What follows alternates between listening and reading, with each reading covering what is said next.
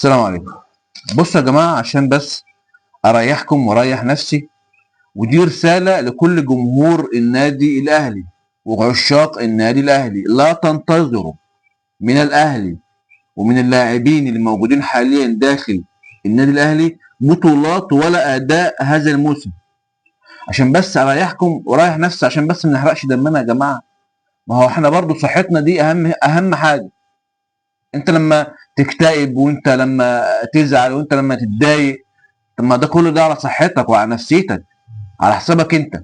فانت يا صديقي يا عزيزي يا محب للفانيله الحمراء والنادي الاهلي، لا تنتظر بطولات للاهلي الموسم ده. الاهلي في فتره ترتيب البيت، ترتيب المنزل، بعد ما تفحكش الخطيب ماشي، وفي انتخابات، وفي تعديل للائحه، ومدرب جديد لسه بنشوفه.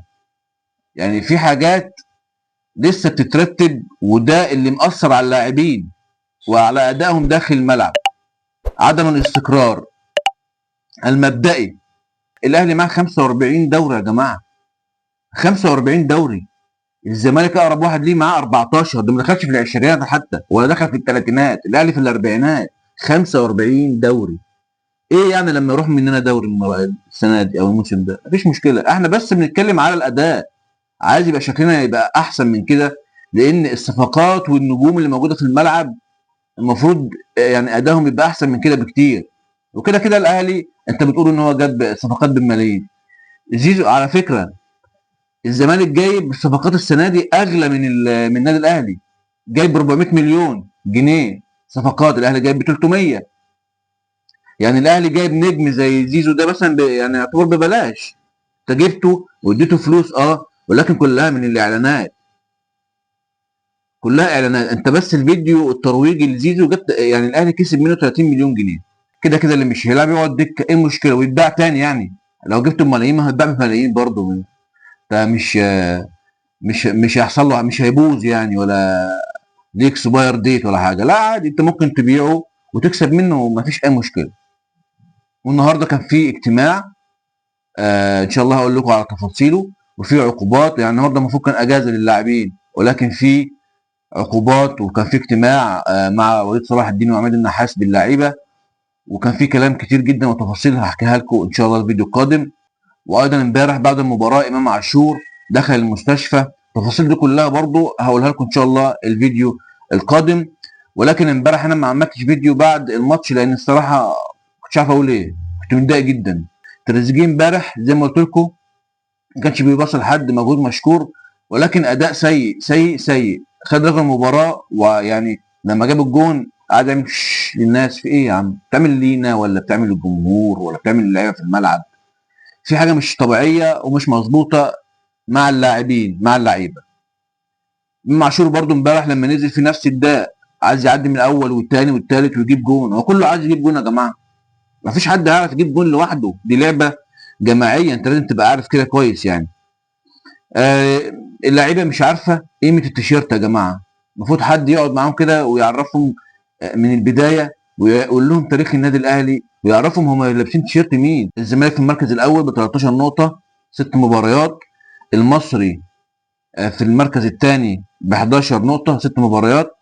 الاهلي لعب 5 مباريات في المركز ال 15 معاه 6 نقاط. يعني لو كسب سيراميكا هيبقى معاه 9 نقاط، يعني كده هيبقى متعادل مع الزمالك في المباريات، هيبقى ما بينه وما بين الزمالك 4 نقاط عن المركز الاول. يعني الدوري ما راحش يا جماعه ولا حاجه والله، ده احنا لسه في اول 5 6 ماتشات، لسه الدور الاول 17 مباراه.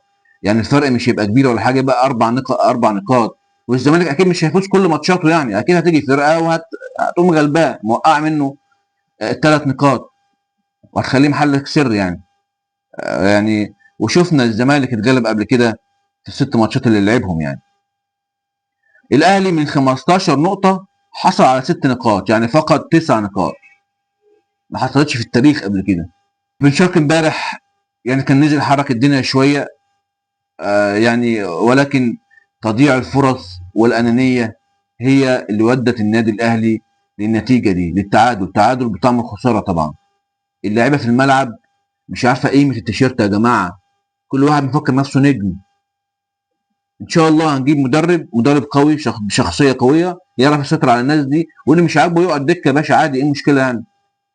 وفي غرامات وفي عقوبات هتنزل النهارده، زي ما قلت لكم كان في اجتماع مع النحاس ووليد صلاح واللاعبين، يعني هيتكلموا فيه عن العقوبات والاداء اللي حصل امبارح. بعد المباراه كان في تصريح للنحاس، يعني الصحفي بيقول له ان زيزو امبارح في التسخين حص يعني بشد كده، وبعد كده انت نزلته تاني. قال هو جه قال انا كويس ودي على مسؤوليته الشخصيه، وقال انا كويس وانا هنزل وهتحمل مسؤوليه والكلام ده كله، ونزل وطلع مصاب. يعني اللاعب حتى لو جه قال لك انا كويس، ان انت تاخد برايه، انت الكوتش، انت المدير الفني، انت اللي ليك الكلمه الاولى والاخيره. قول له خلاص يا باشا اقعد. هو ما كل اللعيبه عايز تلعب. هتقول لي اللاعب حاسس بنفسه؟ لا مش حاسس بنفسه، ما في جهاز طبي. ما كانش من المفترض هو قال انا كنت بجهز طاهر، ولكن هو قال انا هلعب وهو يتحمل مسؤوليه الكلام ده؟ احنا مش عايزين نرمي يا جماعه اللوم على اللاعبين ولا اللوم على بعض. احنا نقدر ان احنا نتحمل المسؤوليه طول ما احنا موجودين في مراكز مهمه ومسؤوله داخل النادي الاهلي، خصوصا لما تكون انت راجل المدير الفني يعني. فاعتقد ان ما كانش من المفترض انت تقول ان هو اللي يتحمل المسؤوليه وهو اللي حر وهو اللي قال انا هنزل والكلام ده كله. امبارح مباريات هامه جدا في الدوري الانجليزي، وصلاح جاب جون في الدقيقه 95 في الوقت بدل الضايع، جون من ضربه جزاء، ولكن ضربه جزاء ب3 نقاط. ليفربول امبارح كان بيلعب مع بيرنلي، وجت ضربه جزاء في نهايه المباراه بلبسه يد، وصلاح صلاح بصراحه حطها بطريقه يعني ولا احلى ولا اروع، بطريقه محمد صلاح النجم الاول في انجلترا. كده ليفربول في المركز الاول ب 12 نقطه، في المركز الثاني اقرب حد ليه ارسنال 9 نقاط. والسيتي امبارح لعب ايضا امام مانشستر يونايتد في مباراه الديربي، المباراه القويه جدا المنتظره، والسيتي فاز 3-0. فاز 3-0. يعني كانت شوارع مانشستر يونايتد امبارح والله العظيم، كانت شوارع. زي ما احنا عارفين ان مرموش كان عنده كدم كده وشد، وهيرجع خلال مثلا ممكن اسبوعين 3 بالكثير باذن الله، ويرجع يلعب مع السيتي مره اخرى. السيتي في المركز الثامن ب6 نقاط، ومانشستر يونايتد في المركز ال14 ب4 نقاط.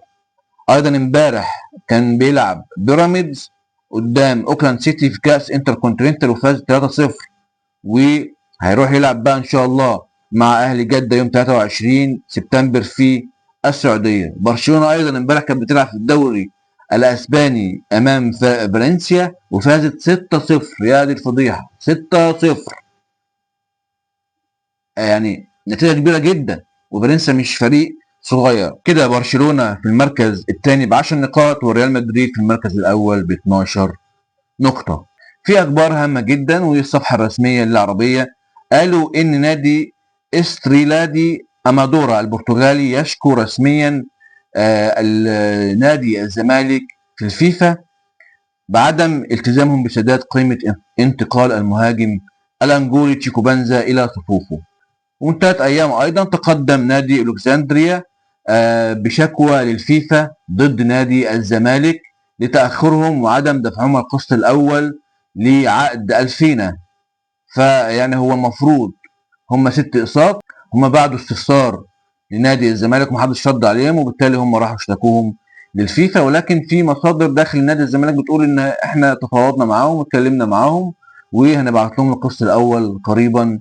اذا نادي الزمالك دخل في مشاكل بسبب تعاقدات اللاعبين وشراء اللاعبين الجدد، ويعلم ايه اللي هيحصل تاني مع بقيه الصفقات، لان الزمالك دخل في ازمه ماليه بسبب سحب ارض اكتوبر. انتظروني اصدقائي في الفيديو القادم ان شاء الله، لان في اخبار هامه جدا تخص النادي الاهلي والمدرب الجديد، واخبار هامه تانية اخرى. اشوفكم في الفيديو القادم، والسلام عليكم ورحمه الله.